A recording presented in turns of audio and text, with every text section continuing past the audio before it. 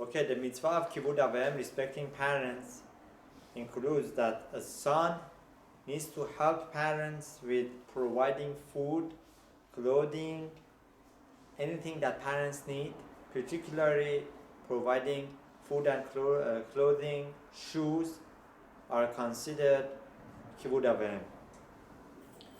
If parents call children and ask them, do this for me, do that for me, the kids need to follow it immediately. And this is considered kibud avim. So much so, if the parents is asking for a certain thing and it's time of tefillah, and if they need it now and they're asking for it now, it is required from the children not to go attend the services, to pray, and even to miss that minyan in order to fulfill parents' request and bring them what they ask for, or to do what they need. Why? Because after all, the mitzvah of praying is the mitzvah the Rabbanan, was instituted by our sages of blessed memory, but the mitzvah of kibud avim, respecting parents, it's a mitzvah, it's the commandment from Torah Kedusha, is from Hashem. So obviously, respecting parents comes before praying, which is a midrabanan, which is a mitzvah that was instituted by the rabbis. Now there is another mitzvah of fearing parents, right? So the mitzvah of fearing parents include that children need to speak very respectfully to their parents, avoiding raising their voice, avoiding arguing with the parents, right? Calling them with respect and understanding them very much. So this includes when a son is speaking to his father or mother, should not argue, as we're going to explain further. Now, kibud avim also includes that in one's house where father or mother have set seat. For example, they have a set chair by the dining table, or they have a set chair in the office that the father sits on this chair, mother sits on the other chair. Then it is prohibited for the children to sit on that set chair, even if there is no chairs available.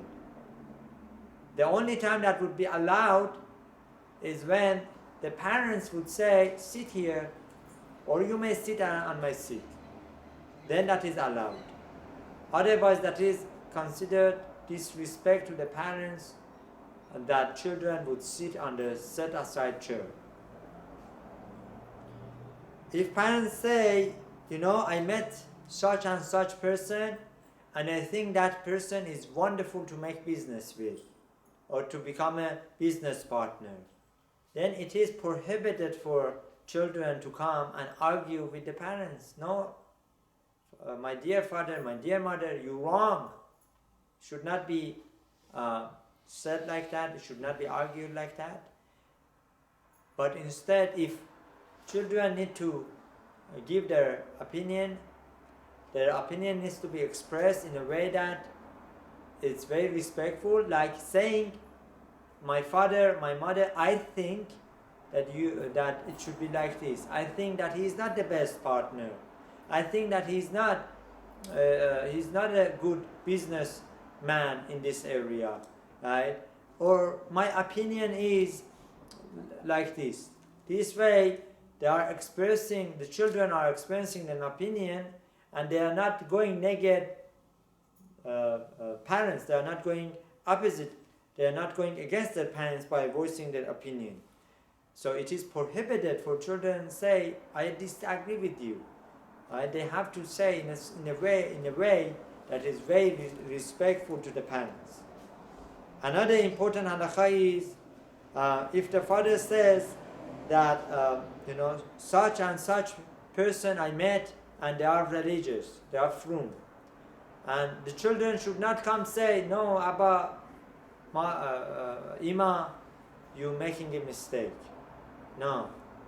They should again express their opinion in a way of expressing my opinion is, or I think that they are not so frum, they are not so religious.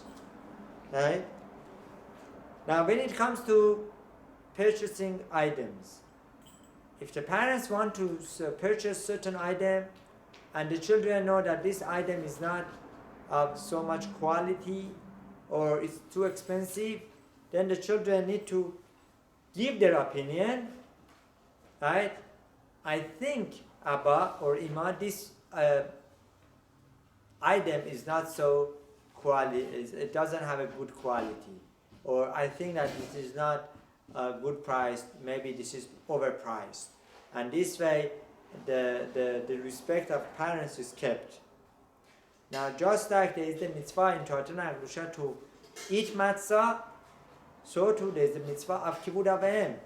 It's not, there is no difference. They are both mitzvot of the Torah.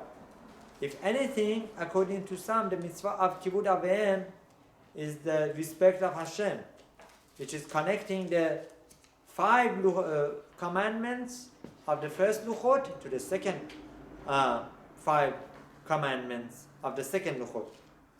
So another way of respecting parents is by calling the names by a title. Right? That one should, if one is asked, what is your father's name? He should not say the name alone. He should say, my father's name is such and such. Or my father, Mr. or Mrs. My mother, Mrs. Right? So this way, they are referred in a respectful way. Now in the Ashkenazi Bate Knesiot, where they ask a parent's name for Aliyot, right? And one is called by the name, then if the Shaliach Sibur or the Gabbai is asking, okay, what is your father's name? That person needs to say, my father's name is such and such, such and such. Or my father, Aghaye or Mester, such and such. Or if they need a Refuah Shalema, Tefillah and Refuah Shalema, where we mention mother's name, then one needs to say Marat Imi, or my mother's name, or Mrs. such and such. And this way, there would be respect to the parents.